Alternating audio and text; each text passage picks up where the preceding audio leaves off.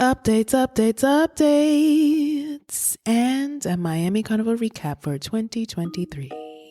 I'm your host, Sha, and you're tuned in to the Tingz podcast. Being here means that you're ready to learn a little bit more about the Caribbean carnival culture. Whether you're a newbie or a long-time carnival veteran, you're guaranteed to step away with new knowledge. Let's talk to Tingz. What's up, y'all? Welcome back to another episode of the Tingz podcast. If this is your very first time joining us, big up yourself, yes? All right, so just so there's no confusion, we have formally wrapped up season 4 and are currently in bonus episode territory. That means that I have been posting about anything that is on my heart. Okay, so this episode, just so you know, is being recorded on Sunday, November 12th, 2023. Now, 2 episodes ago, we were talking about Miami Carnival 2023, what to expect. We had a special guest on the show. Shout out to Crystal from the Curve Experience. And now that Miami Carnival is over, it's been over for about a month now.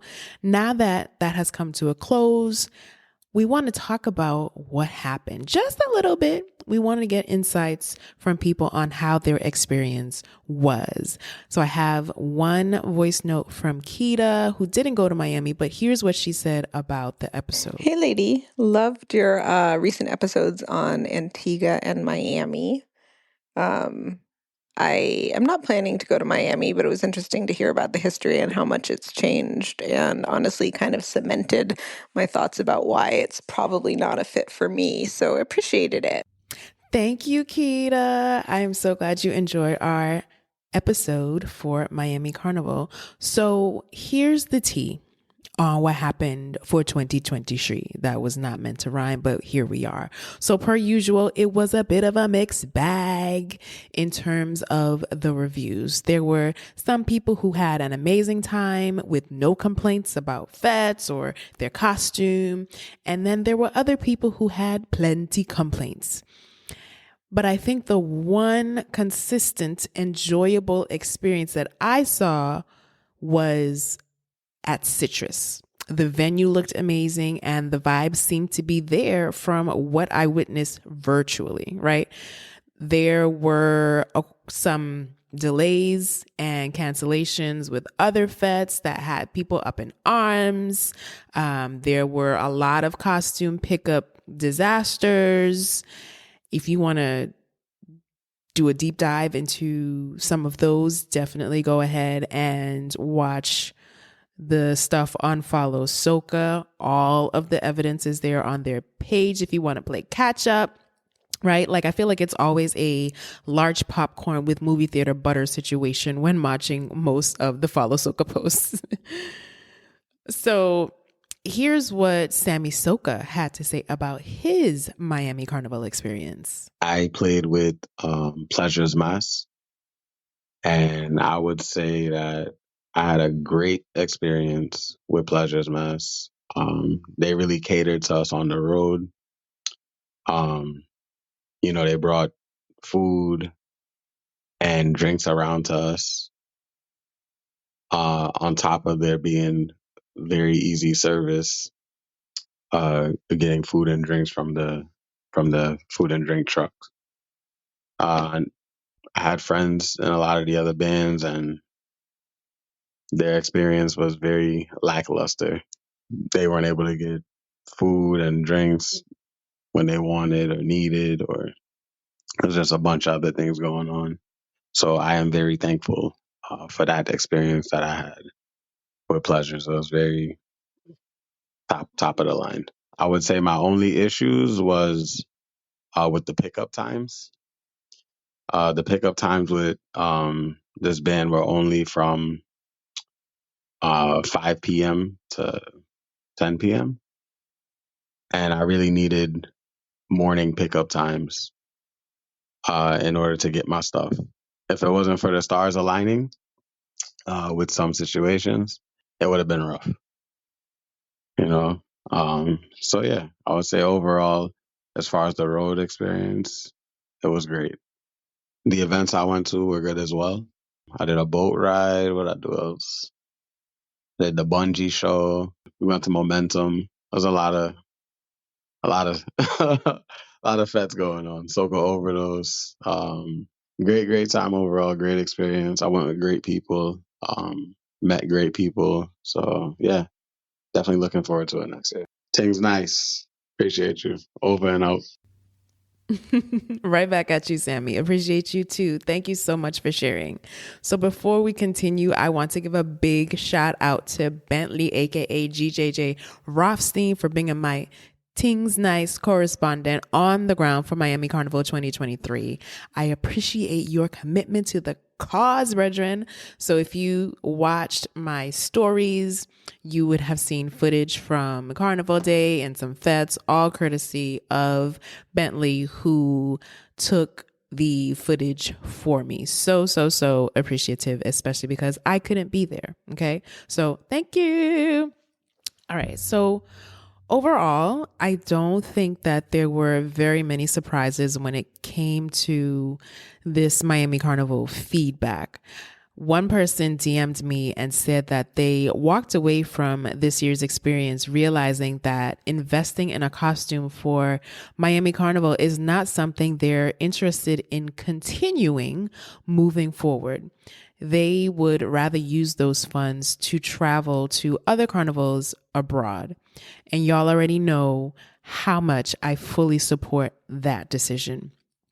Other folks had an amazing time and will always return. And I'm not going to lie, like if I lived in Florida, attending Miami Carnival festivities would be a no-brainer, right? I mean, I'm still on the hypothetical fence as to whether I would play mass though. Like, I'm like, would I? I'm kind of leaning towards like a Fet only situation. But yeah, I had a lot of people in my DMs, people that were not happy with costume collection, but had a great time at the Fest. So that's kind of my thing. Like I go to Miami for the camaraderie, just to see my people. And the good news is that 2024 is looking real promising for me to attend, especially since I now have more motivation to go since I have loved ones that are migrating to the area, right? Like I'm always down for a quality link up. And once I know that my people are there and I can visit them, it's on lock. Okay, so let's talk about the amazing experience I had last night in New York attending the Caribbean TraDISHon event held by Best Dressed Plate. And TraDISHon in this instance is spelled TRA dish, as in dish plate, right? ON. Here's how it started. So a few months back, I got a special invitation from Nneka, the woman behind the Best Dressed Plate brand. And unfortunately, I couldn't attend the event and I was heartbroken, okay? Then a few weeks ago, I got another invitation and this time your girl was free and there was no way I was missing it again. Nneka and I go back many years. I used to work at the school that her son used to attend. Nneka has Trini, Bayesian, and Jamaican roots. And as you know, I have roots in Turks and Caicos and Tortola in the British Virgin Islands. So we instantly bonded over our Caribbean girl connection and we stayed in touch even after I left the school. So I've been watching her do her thing all of these years and finally had the opportunity to witness her greatness in action last night. Now, funny enough, as we were recapping the event this morning through my Instagram stories, this woman tells me that my kickin' pineapple chicken recipe that I posted was the first recipe that she posted when she started the Best Dressed Plate. I was like, get out of here. No, it wasn't. You lie. I had no idea. So what an honor. And now look how things go. Just so. Look how it grow. So just a little background, that recipe I posted, like it had to be nearly 10 years ago. And would you believe me if I said that I have not made that chicken since? It was the first and the last time. And like I told her, I was like, I was so afraid of it not coming out the same way ever again. It was just one of those episodes that I just tapped into the ancestors and threw it together. Like I had to remember after I finished cooking it because it tasted so good. I was just like, okay, what did I do? What did I put in there? And anyway, it was so good. I'm going to try it. I'm going to try it again. And we'll see how it comes out. So, but I digress, and let us go back to talking about last night's event. So the goal of Caribbean TraDISHon is to create an atmosphere showcasing the diverse flavors and stories that have shaped Caribbean cuisine. So last night's event was the 7th installment of the series, and it was themed 1027. So allow me to read a few excerpts from the invitation so you can get a proper idea of what I got to experience, okay? The significance of 1027 is dedicated to commemorating the Windrush generation of the 1,027 immigrants whose arrival in the UK after World War II marked a pivotal moment in history. These Caribbean immigrants played a significant role in building the foundations of a new multicultural Britain. Hailing from the UK, the featured chef for the evening was Chef Liam, a self-trained chef who has crafted a culinary identity with the art of blending influences from Trinidad and Tobago, Barbados, Puerto Rico, and the Colombian coast, with a culinary concept rooted in cooking Caribbean delicacies over open flames. Chef Liam has carved his niche in London, Stockholm, and New York. All right. So the location of this event was actually kept a secret. And those who RSVP'd didn't find out until about a week before, which I thought was actually kind of cool. So the event was to be held at the Hotel Indigo in Williamsburg, Brooklyn area. And we were to be among the first people to actually experience this newly opened venue. How exciting was that? Yes. Okay. So yeah, it was a journey coming from Connecticut. I left home at 3 p.m. so that I could get to the event at the start time of 6 o'clock p.m. Added in buffer time and everything. Tell me why I didn't reach until 6:30. And you know I was hot because your girl does not like to be late for anything. I'm sure half those fender benders and slowdowns were due to the fact that people were being impatient and distracted. New York never fails to remind me why I chose to leave it behind. Anyway, so there I was at 6:30, waiting in line to park in the deck. But I ended up getting stuck there for a good 30 minutes because there was only one man checking people in and parking the cars. Not to mention, there was a whole moment where we all had to back up and let 2 cars out of the lot. Mind you, I had like 4 people in back of me, 3 people in front of me, and we all had to do the whole backup situation. I was just like, this is bacchanal. So by 7 o'clock, I think it was 7:02, when I finally stepped out of my car and made my way to Hotel Indigo, which thankfully was only a few steps away. Now, if it's one thing I love, it's a well put together event. When I saw the place settings that outlined the 5 courses, I was in love. The titles for each course were well put together. And just so you get a little gist, here is what they were called. Course 1, The Journey. Course 2, The Revolution. Course 3, The Brought Up Seat. Course 4, The Progress. And Course 5, The Sweet Success. And each course was actually introduced by one of the guests, which provided an opportunity for us to get an idea of like just who was in the room, right? So big up to table 2. Nneka did a fabulous job on the seating arrangements. We had a rainbow of cultures at our table. So there were like 2 Jamaicans, 1 Belizean, a Trini, a Lucian, and me. It was definitely a good time. I walked away being very thankful for my seatmates, and I walked away learning a lot. And I think it's safe to say that we all walked away feeling that the time was valuable and well spent.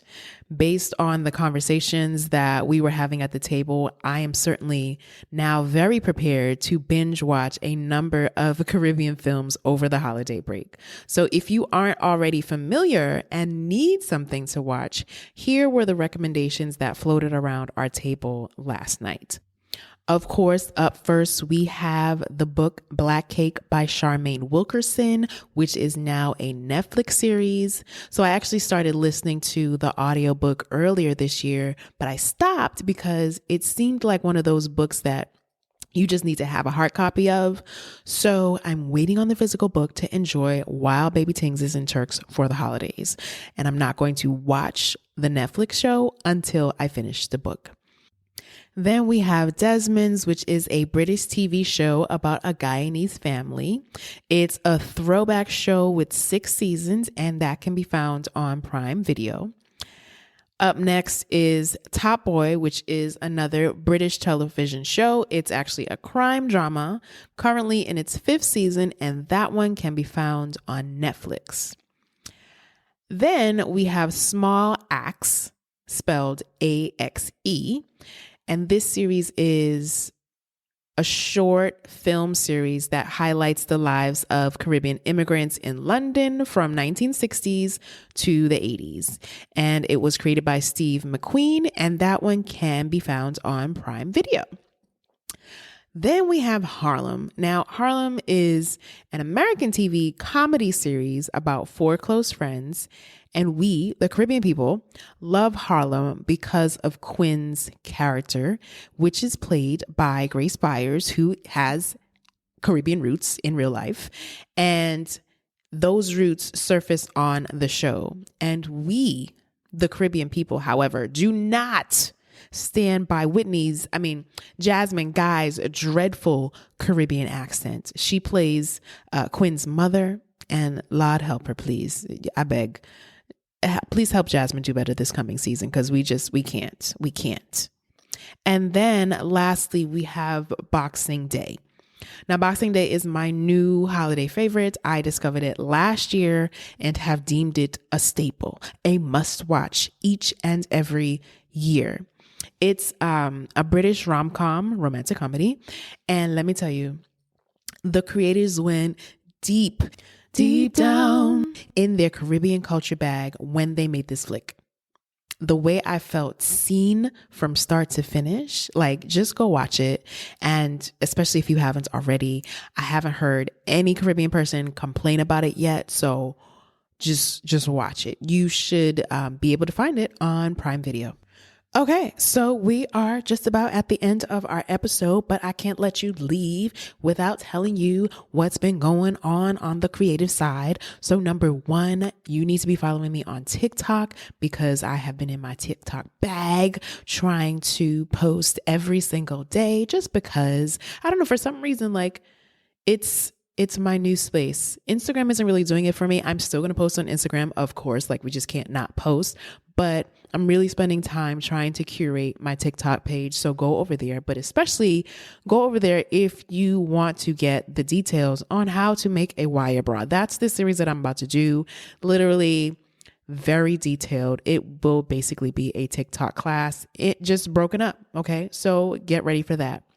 Additionally, then we have the products, right? So I have created some holiday cards. I have created some planner stickers, more specifically planner stickers for Trinidad Carnival, Crop Over, and Carnival in Jamaica. So if you are interested in the cards or the stickers, you should head on over to tingsnice.com/shop and put in your pre-orders.